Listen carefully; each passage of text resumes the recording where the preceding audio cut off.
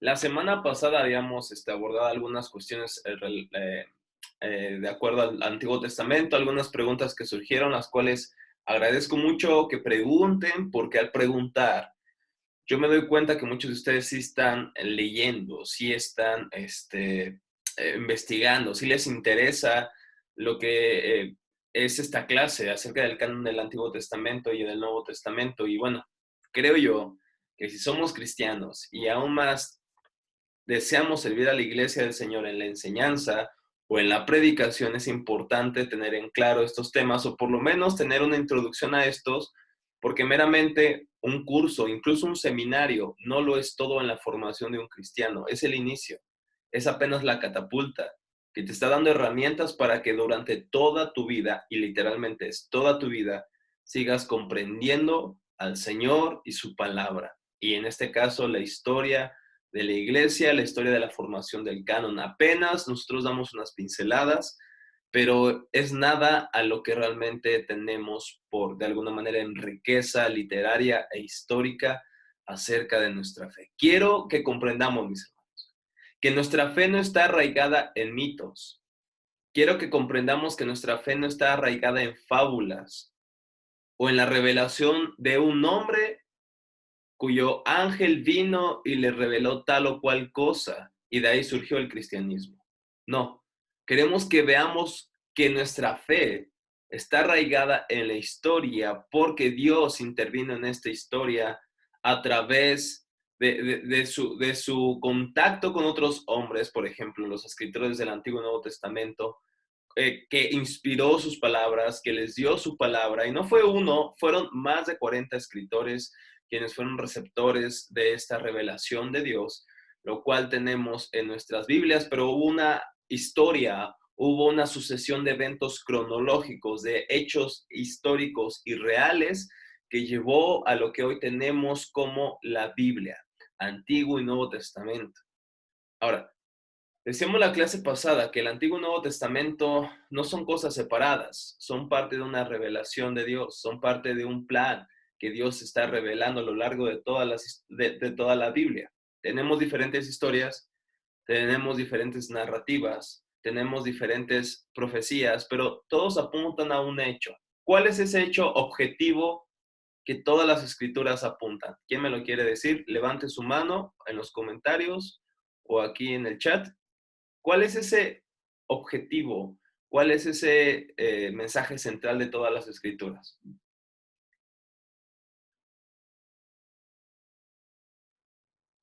Pienso que es el Evangelio, ¿no? El Evangelio, exactamente. Es La justo, salvación, Rafa, el mensaje de la salvación, de Cristo así como es, Redentor. así es, así es. Todas las escrituras apuntan a eso, al Evangelio, apuntan a la salvación.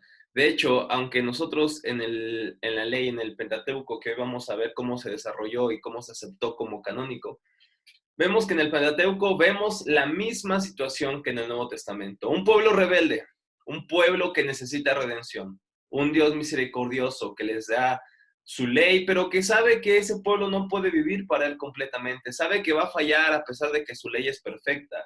Este pueblo va a errar una y otra vez, entonces Dios les tiene que dar sacrificios, señalando obviamente al gran sacrificio. Y veíamos cómo toda la Biblia tiene de alguna manera un hilo conductor y de alguna manera un tema que une, que condensa y que reúne a todo el Antiguo y Nuevo Testamento para de alguna manera revelar ese gran plan de Dios que tiene de redención. Y veíamos a una diferencia. ¿Cómo veían los judíos el Antiguo Testamento y cómo lo vemos los cristianos? ¿Cómo es esa visión del Mesías para los judíos? ¿Alguien recuerda? ¿Cuál era su Mesías? ¿O cuál es la idea de su Mesías para algunos de ellos que no aceptan la venida de Cristo, de Jesús de Nazaret como el Mesías? ¿Cuál era su esperanza de los judíos ortodoxos o de los judíos del tiempo de Jesús? Y algunos hoy en día. Que los iba a venir a liberar como un rey eh, de este mundo, que los iba a sacar del yugo de Roma. Era Así ese es. su... Sí, Cris, perdón. Sí, esa era su visión de ellos, Nunca pensaron que iba a ser un rey como Jesucristo que iba a venir a morir. Lo vieron como un perdedor, o lo ven más bien como un perdedor. No lo ven Así como... es, así es. Justamente lo ven, o su idea del Mesías era un Mesías que viniera a traer justicia con realmente con puño de hierro. Querían que estableciera su reino. De hecho, recuerda que los discípulos incluso tenían estas ideas. Jesucristo, ¿y cuándo vas a traer tu reino? Algunos hubo una pelea entre hermanos, yo quiero estar a tu diestra y bueno, se peleaban porque pensaba que el reino de Cristo era meramente terrenal. Y decíamos que aunque no rechazamos esto en su segunda venida, creemos que nuestra necesidad más profunda no es el cambio de un gobierno. Nuestra necesidad más profunda no es la 4T, disculpen mis hermanos. Nuestra mayor necesidad es un cambio del corazón. Es el perdón de nuestros pecados. Es de un Salvador que no solamente viene a salvarnos del yugo opresor de los hombres, viene a salvarnos del peor amo, del peor tirano de nuestras vidas, que son nuestros corazones manchados de pecado. Nuestro mayor problema, hermanos, no reside fuera de nosotros. Nuestro mayor problema está en nosotros y son nuestros corazones, que necesitan conocer la gracia liberadora y perdonadora de Dios para ser transformados. Y bueno, los judíos no tenían esta idea de redención como la tenemos los cristianos y como se ha creído históricamente en la iglesia cristiana, nuestra necesidad de Cristo, nuestra necesidad de perdón de nuestros pecados, nuestra necesidad de ser salvados de nosotros mismos. Sin embargo, la concepción judía era de un rey dominante que iba a aplastar a todos sus enemigos. Sin embargo, vemos en el Evangelio algo muy extraño. ¿Dios aplasta a sus enemigos, mis hermanos, en el Evangelio? ¿Qué es lo que vemos en el Evangelio? ¿Dios está aplastando a sus enemigos? ¿Quién quiere hablar, perdón? Dios está aplastando a sus enemigos. No sé si alguien iba a hablar. Sí, pues al diablo, a Ok, los demás, sí, esos sí. son sus enemigos. Y pues Uh-huh. el rechazo no hacia él, Así sino es, a acercarnos. así es. Ahora, Cris, el diablo y las huestes celestiales son enemigos de Dios en un sentido porque obviamente se oponen a Dios. Sin embargo, Dios podría destruirlos con el chasquido de sus manos. No hay ningún problema. Y hago aquí hasta una alusión a aquellos que les gusta Avengers, ¿no? Dios puede chasquear sus dedos y el diablo y todos sus ángeles pueden ser destruidos. ¿Estamos de acuerdo, sí o no? Dios es todopoderoso. Pero hay algo más que el diablo y sus secuaces, quienes son enemigos de Dios. ¿Y saben quiénes son? Somos nosotros, por naturaleza. Por naturaleza nosotros somos enemigos de Dios. Estábamos en enemistad contra Dios. Éramos, dice Efesios 2, éramos objetos de la ira de Dios porque éramos personas que se oponían a Dios y vivíamos conforme a los placeres de nuestra carne, siguiendo las concupiscencias de nuestro corazón, pero Dios, que es rico en misericordia, por su gran amor, nos dio la salvación. Dios en este momento, en esta etapa, en esta dispensación, si lo podemos llamar de esa manera, Dios no está destruyendo a sus enemigos. Lo que Dios está haciendo con sus enemigos, ¿saben qué es? Estamos hablando del género humano, es convertirlos a Él por misericordia. Dios aún no viene, o Jesucristo, el Mesías, aún no viene en juicio, está en misericordia, en gracia. Dios está salvando a sus enemigos, los cuales somos nosotros. Y por gracia hemos sido salvos. Por gracia ahora le amamos, porque antes no le amábamos, antes lo rechazábamos, antes nosotros íbamos en contra del Señor y su palabra, detestábamos a Dios, ahora estamos tomando clases en un seminario. ¿No les suena paradójico? Y esto es porque el Señor está convirtiendo a sus enemigos en sus hijos. Ahora somos hijos de Dios, ya no enemigos de Dios. Y esto ha sido por gracia. Lo que creemos, según las Escrituras, y lo que la iglesia histórica ha creído.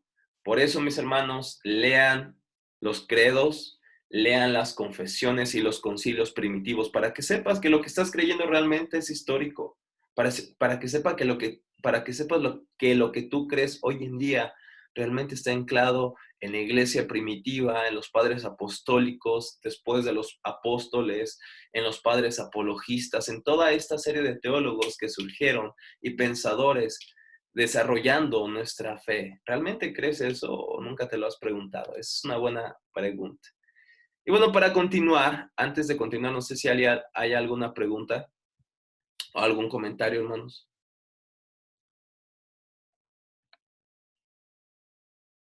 Creo que no, ¿verdad? Sí, Ramiro, amigo, adelante. Solo quiero comentar algo. Jonathan Edwards habla acerca, en un libro de el fin por el cual Dios creó todas las cosas, habla que toda la Biblia habla acerca de la gloria de Dios. Así es. Y el Evangelio es como la consecuencia de, de mostrar la gloria de Dios.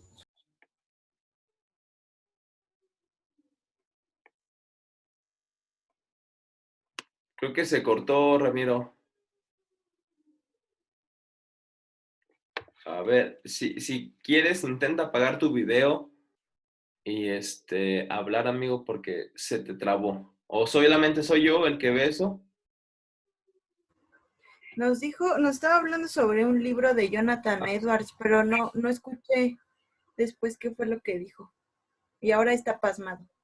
Sí, te pasmaste, amigo. Ahorita a ver si podemos retomar ese comentario con ese excelente libro de Jonathan Edwards, la razón por la cual Dios creó el mundo, que es para mostrar la gloria del Señor y justamente vemos cómo Dios se glorifica a través de Cristo y bueno, Cristo, por lo tanto, es este tema en el cual giran todas las escrituras y llegamos a Cristo y llegamos al cumplimiento de las escrituras. Dice incluso Jesucristo, y recordamos esto en clases pasadas, Lucas 24, cuando aquellos hombres camino en Maús iban tristes, iban de alguna manera deprimidos, porque el Mesías había muerto. No, este Mesías tenía que reinar, este Mesías tenía que ser fuerte, tenía que ser poderoso. ¿Por qué tuvo que morir? Y bueno, Jesucristo les dice, bueno, este Mesías tenía que morir. No era el Mesías que ustedes pensaban. No era un Mesías que iba a imponer su gobierno a la fuerza. Era un Mesías que venía a imponer, o de alguna manera a poner su gobierno en nuestros corazones, al abrir nuestros ojos para contemplar su belleza y voluntariamente sus enemigos, que somos nosotros, nos íbamos a rendir ante Él. Cuando el Espíritu de Dios cambió nuestros corazones, cuando nos dio luz para ver su gloria. Cuando antes veíamos confusión, antes veíamos torpeza, locura, ahora vemos belleza en el Evangelio. Y las Escrituras, dice Jesucristo, les mostró a estos discípulos camino de Maús, que era necesario que se cumpliera lo que habían escrito la ley, los profetas y los salmos y los demás escritos. Jesucristo creía en el Antiguo Testamento. Jesucristo dice que el Antiguo Testamento revela justamente ese plan redentor. Bueno, vamos a continuar con la clase de hoy. Veíamos la clase pasada un poquito acerca de alguna manera de la diferencia, ¿no? Más bien no diferencia. Veíamos la sección del Antiguo Testamento, justamente comparando nuestras Biblias protestantes o post-reforma. Después de la reforma, veíamos que había de alguna manera una diferencia, pero que había diferencia justamente en las divisiones de la Biblia hebrea a la Biblia protestante, pero sustancialmente contenemos los mismos libros que ellos tienen en su Biblia hebrea. Ahora, una de las preguntas que quizá ustedes pueden estarse haciendo, ¿qué es lo que califica un libro para estar dentro del canon? ¿Qué es lo que califica un libro para estar dentro del canon? Y es lo que vamos a ver el día de hoy. Vamos a hablar cómo los libros del Antiguo Testamento, especialmente el Pentateuco, los profetas y los hagiógrafos o los escritos sagrados, fueron tomados o por qué fueron tomados como inspirados por Dios y más o menos ver cómo fue el proceso histórico de esto.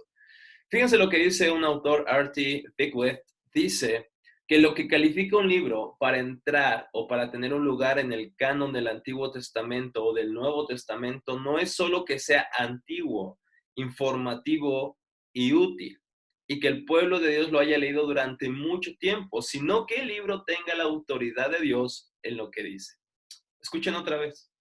Lo que califica un libro para tener un lugar en el canon del Antiguo Testamento o del Nuevo Testamento no es solo que sea antiguo, informativo y útil, y que el pueblo de Dios lo haya leído durante mucho tiempo, sino que el libro tenga la autoridad de Dios en lo que dice. ¿Qué piensan de esto, jóvenes?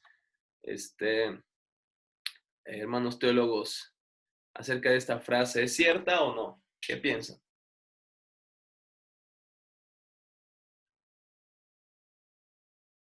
Dice Chris que like. Ahí, Ramiro, se te cortó un poquito ese rato que estabas hablando, amigo. Se pasmó, entonces no te podemos escuchar la idea completa. No sé qué haya pasado. Sí, tenemos problemas con el internet. Sí, Ok. pero fue lo que tú comentaste. Jonathan Edwards en este libro, y estoy de acuerdo con él, pues habla que Dios creó todas las cosas para su gloria, y en el Evangelio vemos la gloria de Dios. Amén. Y por supuesto que la mejor manera de ver el canon en la Biblia es ver el poder de Dios. ¿Y cómo lo vemos? Bueno, pues lo vemos, yo creo que en dos sentidos. En el sentido cultural histórico, que se ha mantenido, ha tenido el mismo poder que tuvo hace 2000 años, estoy hablando del Nuevo Testamento, lo tiene hoy. Me impacta la manera en que Juan escribe en las cartas de Juan, en la primera, que dice cosas que vimos, cosas que escuchamos y cosas que palpamos. Está hablando tocante al verbo de Dios. Yo creo que eso lo podemos, 2000 años después, lo podemos nuevamente ver, tocar y oír. Yo creo que eso le da autoridad a la palabra de Dios.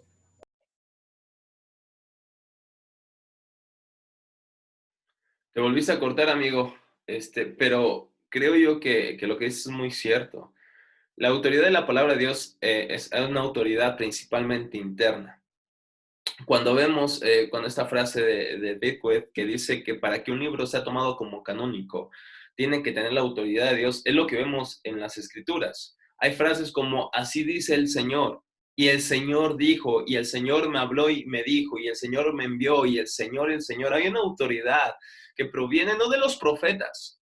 La autoridad no está intrínsecamente en los profetas, está en que ellos son enviados por alguien más, alguien mayor que ellos mismos, y es Dios. Por eso dice Beckwith que todo libro canónico tiene que tener autoridad divina. No solamente que diga así dice el Señor, sino que tiene que revelar en la composición de su carácter literario, en su mensaje, en sus profecías, tiene que revelar justamente, o tenemos que ver la autoridad de Dios para que sea tomado este libro tal o cual libro como canónico.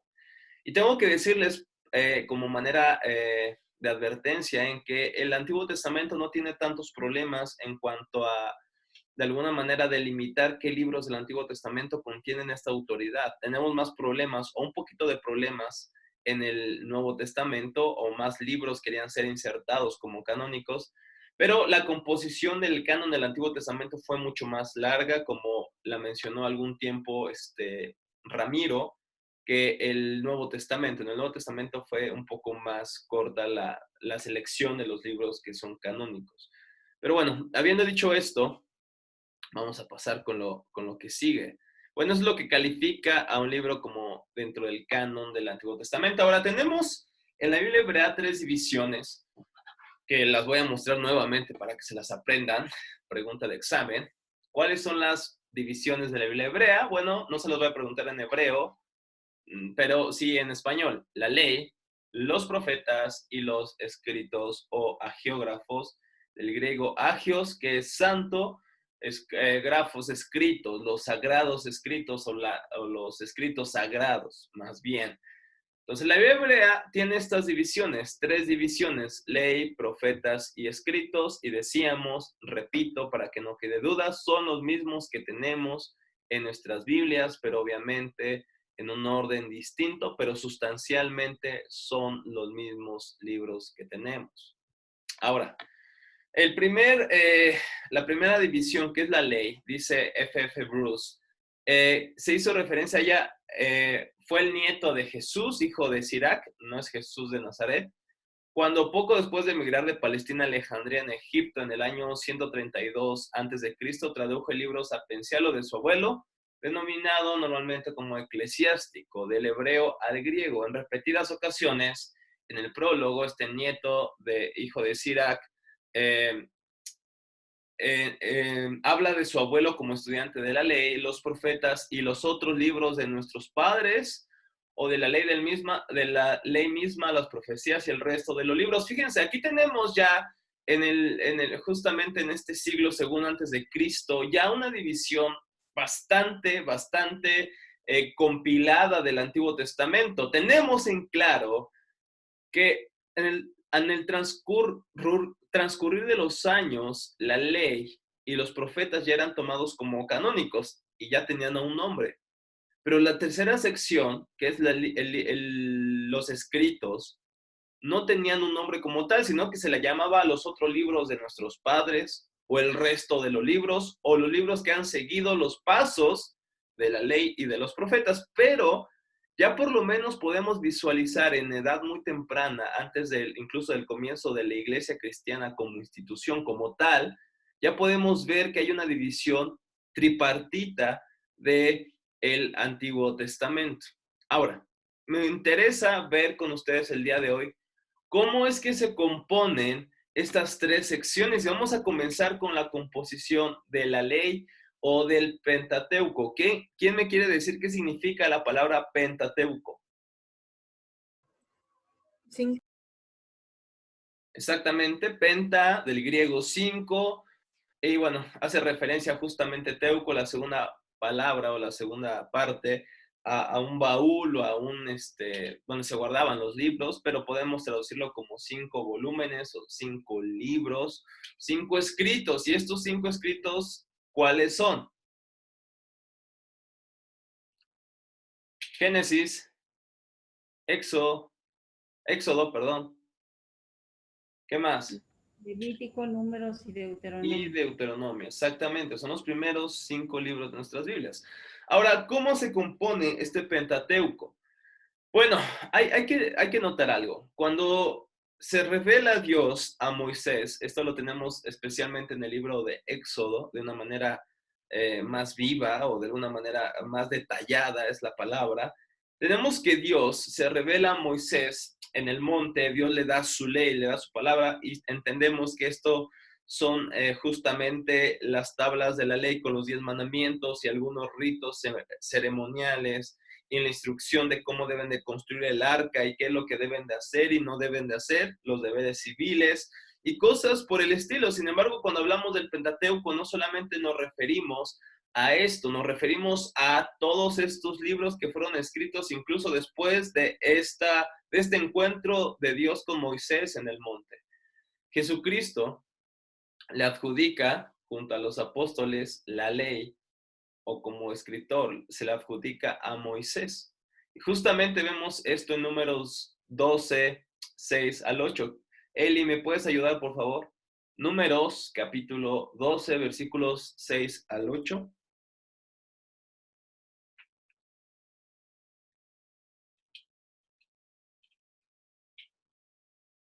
Cuando lo tengas, amiga, por favor. Números 12, 6 al 8. Y les dijo, oíd ahora mis palabras. Cuando haya entre vosotros profeta de Jehová, le apareceré en visión en sueños, hablaré con él. No así a mi siervo Moisés, que es fiel en toda mi casa. Cara a cara hablaré con él, y claramente, y no por figuras, y verá la apariencia de Jehová. ¿Por qué pues no tuviste temor de hablar contra mi siervo Moisés? Ok, gracias. Aquí Dios está dando una apología, una defensa de Moisés.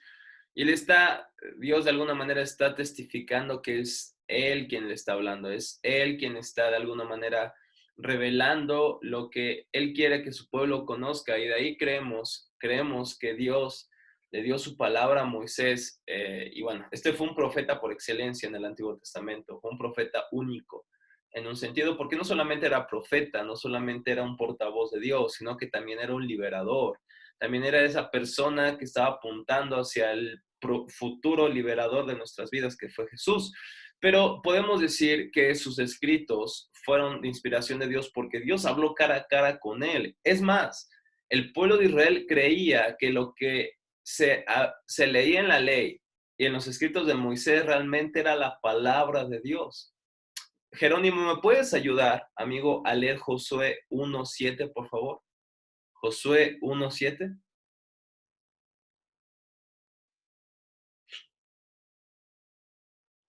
Dice así, solamente esfuérzate y sé muy valiente para cuidar de hacer conforme a toda la ley que mi siervo Moisés te mandó. No te apartes de ella ni a diestra ni a siniestra, para que seas prosperado en todas las cosas que emprendas. Gracias, amigo. Es un pasaje muy conocido, pero no sé si te has puesto a pensar en esto. Dios está rectificando que lo que le habló a Moisés debe ser guardado, debe ser observado, debe ser vivido. ¿Por qué razón?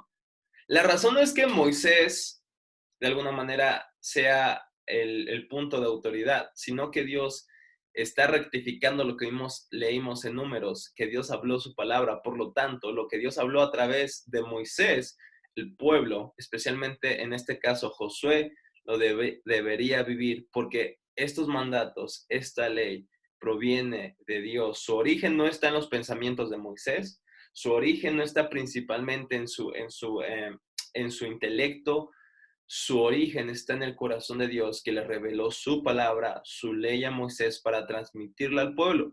Durante mucho tiempo quizá esta ley fue transmitida de una manera oral, lo que conocemos como la tradición oral, que jugó un papel muy importante en todas las épocas en la revelación de Dios, tanto en el Antiguo y Nuevo Testamento. En el Nuevo Testamento también tenemos la tradición oral. Algunos piensan que está recopilada en un documento muy importante llamado la Didaché, que podemos fecharle incluso en el tiempo de los apóstoles, y también en el Antiguo Testamento tenemos esta tradición oral. Algunos llegan a tener la tradición oral como igual justamente a la palabra escrita del Señor.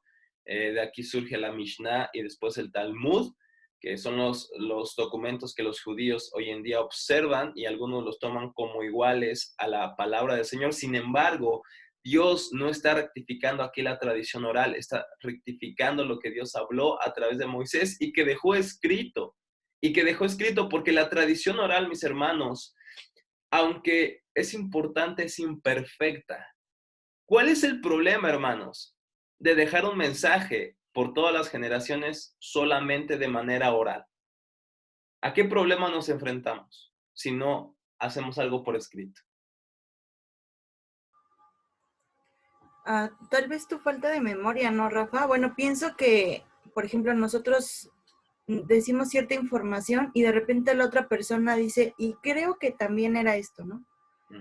¿Pudiera ser eso? Sí, sí. No sé si han jugado, Eli, el teléfono descompuesto. Hay una frase que te dice un compañero de atrás y tú tienes que repetirla y repetirla. Hay muchas cosas que te pueden poner como barreras, ¿no? Que estés con los oídos tapados y demás, pero incluso si no estuvieras así, imagínate, te puedes equivocar en una preposición y una preposición puede cambiar totalmente el sentido de la frase en unos minutos, ¿no? Jugando. Ahora imagínate, el transcurrir de cientos de años, se van perdiendo cosas, se van cambiando elementos, se va tergiversando lo que una vez se dijo en el principio. Por lo tanto, era importante que este Pentateuco, que esta ley quedara escrita, que quedara realmente escrita para preservar su originalidad, para preservar su integridad. No sé si me puedes ayudar, Félix, con Éxodo 17:14. Éxodo capítulo 17, versículo 14. ¿Qué es lo que dice, amigo?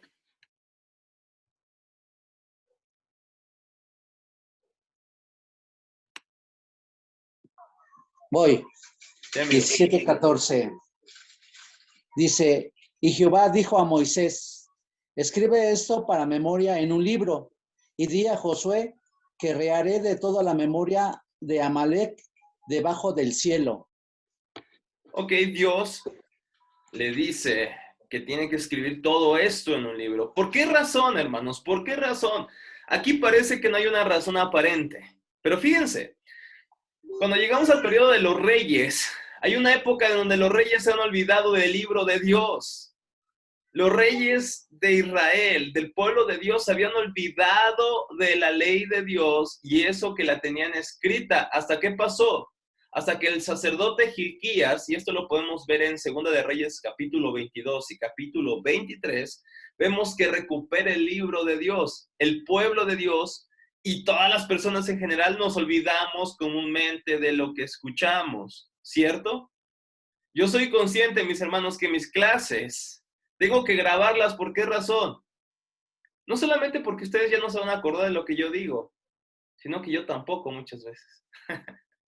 Yo necesito escuchar a veces mis clases otra vez para recopilar información, datos importantes que se me han olvidado, honestamente, mis hermanos. Por eso necesitamos un documento en el cual podamos confiar y que sea de una forma escrita, que lo tengamos para recordarlo una y otra vez, porque incluso a pesar que Dios dio a su pueblo un documento escrito, el pueblo en el tiempo de los reyes había olvidado ese libro. Había olvidado ese libro. Incluso podemos ver, hermanos, que cuando Dios entra en juicio con su pueblo y lo traslada a Babilonia, el pueblo regresa. El pueblo regresa porque vio que se había cumplido el tiempo en el que ellos habían estado en cautiverio. ¿Y qué tuvo que hacer el sacerdote Esdras para justamente recuperar su fe de todo el pueblo? Exponer el libro de Dios nuevamente. Y la gente pedía gritos ese libro. Y la gente tuvo que cambiar sus vidas porque estaba viviendo en desacuerdo con ese libro. La gente se había olvidado de lo que el libro pedía. La gente se había olvidado de las exigencias de Dios, pero sobre todas las cosas, el libro, o de alguna manera su fe estaba deambulando porque no habían recordado, no tenían en mente lo que las Sagradas Escrituras, lo que Dios había revelado en su palabra, porque somos personas que se nos olvidan. Somos personas que tendemos a olvidar. Y sobre todas las cosas, hermanos, tendemos a olvidar el Evangelio. ¿Por qué? Porque nuestra naturaleza pecaminosa aún quiere liberarse de Dios, ¿cierto? Queremos hacer a Dios a un lado. Y no me dejarán mentir, mis hermanos, pero cuando nuestra fe se enfría, ¿qué es lo que dejamos de hacer? No dejamos de leer la Biblia, no dejamos de orar, ¿cierto? Así que, por nuestra naturaleza olvidadiza y pecaminosa, necesitábamos un libro que fuera escrito. Históricamente, mis hermanos, el Antiguo Testamento, o la primera sección en ser escrita del Antiguo Testamento, lo tenemos de alguna manera muy claro. Esta es la ley o el Pentateuco, y fue quizá la primera sección, con seguridad, es la primera sección que se toma como canónica en el Antiguo Testamento. Es la primera sección. Fue en el siglo V antes de Cristo, en el tiempo de Esdras y Nehemías, de Esdras de quien he hablado y de quien tenemos el libro de Esdras, que recordemos, en la Biblia hebrea, Esdras y Nehemías se toma como un solo libro. No había duda que la ley de Dios, la ley, el Pentateuco, era canónica. La aceptación de la ley como canónica, no tenemos un concilio como tal, no tenemos una reunión de eruditos que en el Antiguo Testamento dijeron, esto va a ser inspirado por Dios. Más bien, el pueblo de Dios lo tomó como inspirado porque revelaba autoridad divina y porque obviamente Dios le habló directamente al profeta Moisés, perdón. Ahora, hay que decir algo, tenemos una sección de Deuteronomio, el final, que muy probablemente lo escribió alguien más. Quizá no Moisés, quizá lo escribió Josué. ¿Por qué razón digo esto? Porque relata la muerte de Moisés. Entonces Moisés no pudo haber escrito el final de Deuteronomio. Ahora, ¿en qué altera eso nuestra fe? En absolutamente nada.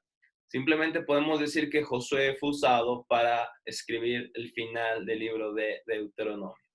Así que esta fue más o menos la composición a grandes rasgos de lo que fue el Pentateuco y cómo fue aceptado. Después tenemos a las dos secciones que le conocemos como los profetas y los hagiógrafos o los escritos sagrados.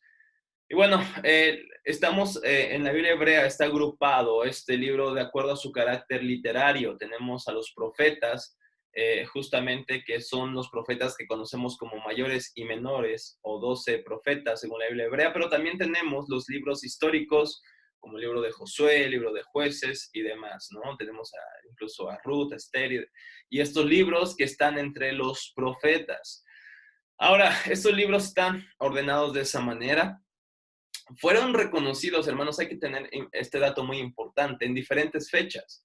No fue como si tomaran el grupo de los profetas y dijeran, estos son los profetas, son inspirados. No, fueron reconocidos como canónicos los libros por separado, porque fueron escritos por diferentes escritores, fueron distintos. De hecho, hay una referencia que muy probablemente se refiere a los profetas y a los demás escritos, a los hagiógrafos, por Daniel.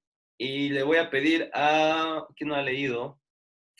A Cris, si me puedes ayudar a leer Daniel, capítulo 9, versículo 2. O lee también el 1. Daniel 9, 1 al 2, por favor.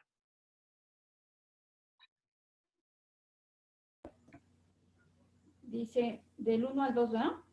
Por favor. Pero en el primer año de Darío, hijo de Asuero, de la nación de los Medos, que vino a ser rey sobre el reino de los caldeos, en el año primero de su reinado, yo, Daniel, miré atentamente en los libros el número de los años de que habló Jehová al profeta Jeremías, que habían de cumplirse las desolaciones de Jerusalén en 70 años.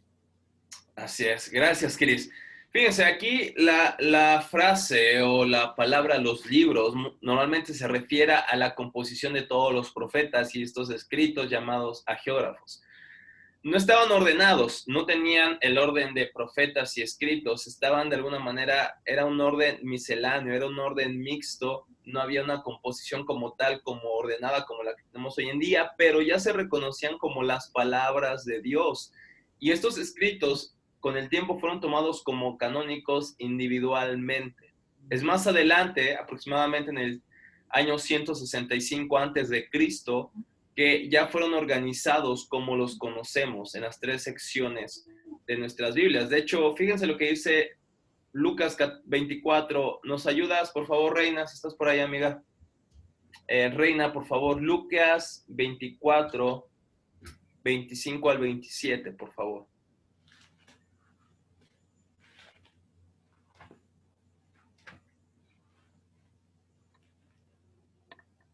Lucas 24, versículos 25 al 27.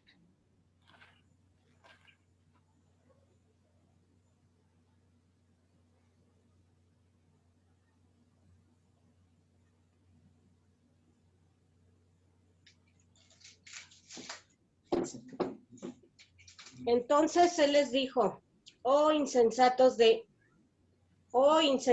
y tardos de corazón, para creer todo lo que los profetas han dicho. ¿No era necesario que el Cristo padeciera estas cosas y que entrara en su gloria?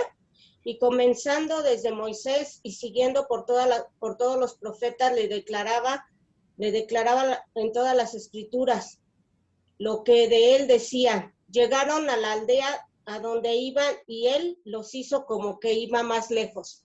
Gracias, Reina. Fíjense, aquí Jesucristo hace esta división. ¿Perdón? No. De nada, Rafa. Okay. Gracias, Reina.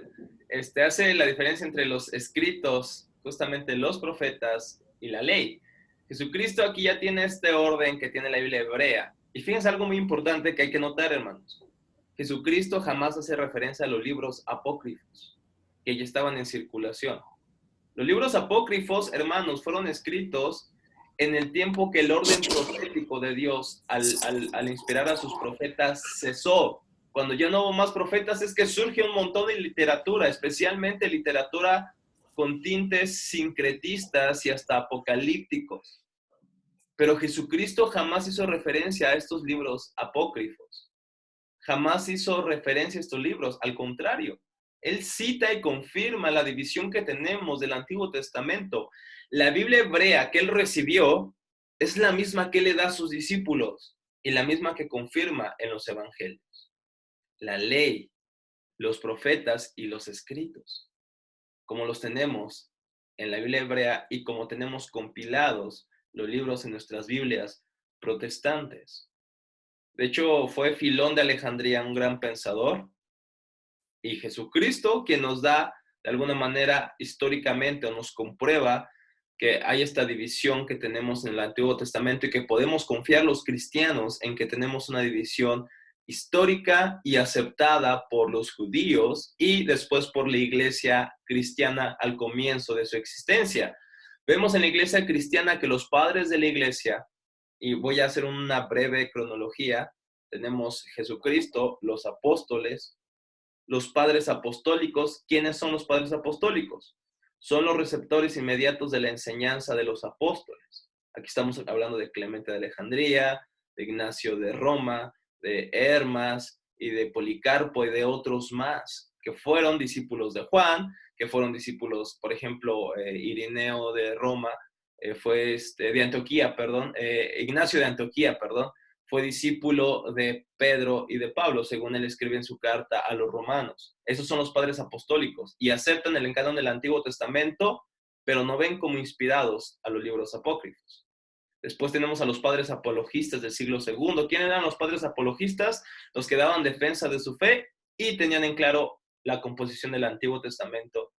Y tenemos después a los otros padres como Orígenes, como Tertuliano, como Ireneo de León y demás, que tomaban el Antiguo Testamento como lo tenemos hoy en día, y Jerónimo, que fue el traductor de la Vulgata Latina, de la Biblia que los católicos romanos usaron por mucho tiempo, él dijo en su prefacio que los libros apócrifos podrían ser de ayuda y de instrucción, pero jamás iban a ser comparados con los libros canónicos que tenemos en el Antiguo Testamento, como los tenemos los cristianos hoy en día. ¿Por qué digo esto, hermanos? Para que confiemos en que los libros que tenemos han pasado la prueba del fuego, de la historia, del escrutinio de la iglesia y del escrutinio de muchos hombres, y sobre todas las cosas tenemos que entender que Dios no está alejado de su universo, Él está cercano a Él, y aún están estas cosas como la composición del canon. La siguiente semana veremos cómo nos han llegado estos manuscritos, qué manuscritos tenemos del Antiguo Testamento, qué significa el descubrimiento de los manuscritos del Qumran, qué manuscritos tenemos certeza de que son de alguna manera lo más cercano a los escritos originales, a los escritos que escribió Moisés, a los escritos que escribió Isaías y todos los demás profetas. Vamos a ver eso en la siguiente clase, va a ser un poco más de un poquito de crítica textual que hablaremos y les explicaré un poquito esto. La siguiente semana, mis hermanos, sin más, no sé si hay alguna pregunta, alguna duda, cerramos esta clase. ¿Alguna queja, hermanos?